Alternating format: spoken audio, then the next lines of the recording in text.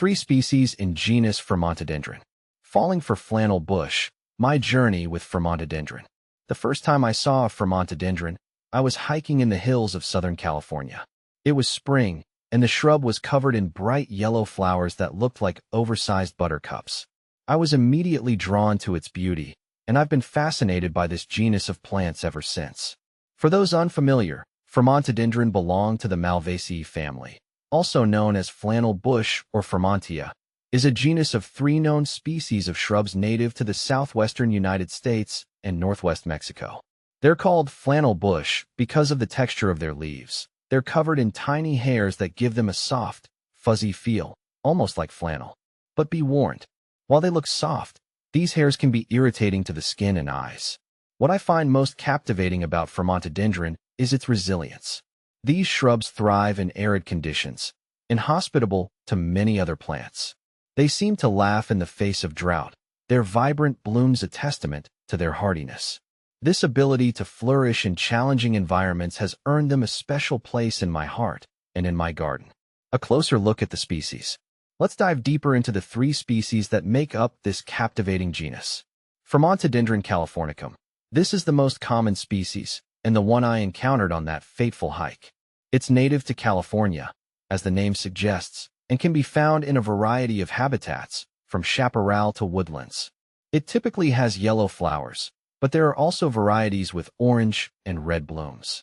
Plant FAQs. California flannel bush, Fremontodendron californicum. Fremontodendron mexicanum. This species is native to Baja California in Mexico. It's similar in appearance to F. californicum, but it tends to be smaller and has slightly fuzzier leaves. The flowers are typically a deep yellow, almost bordering on orange. Fremontodendron decumbens. This is the rarest of the 3 species, and it's considered endangered. It's native to a small area of Central California and is distinguished by its prostrate growth habit, meaning it grows low to the ground. It has beautiful lemon-yellow flowers. Why I admire Fremontodendron. Beyond their beauty and resilience, there are several reasons why I admire Fremontodendron. Ecological importance. Fremontodendron plays a vital role in its ecosystem. It provides habitat and food for a variety of wildlife, including birds, insects, and small mammals. Low maintenance. Once established, Fremontodendron requires very little care. It's drought-tolerant and doesn't need to be fertilized. This makes it a great choice for busy gardeners like myself who want a beautiful garden without a lot of fuss. Versatility. Fremontodendron can be used in a variety of ways in the landscape. It can be grown as a shrub, a small tree, or even espaliered against a wall. It's also a great choice for xeriscaping and fire-resistant landscaping.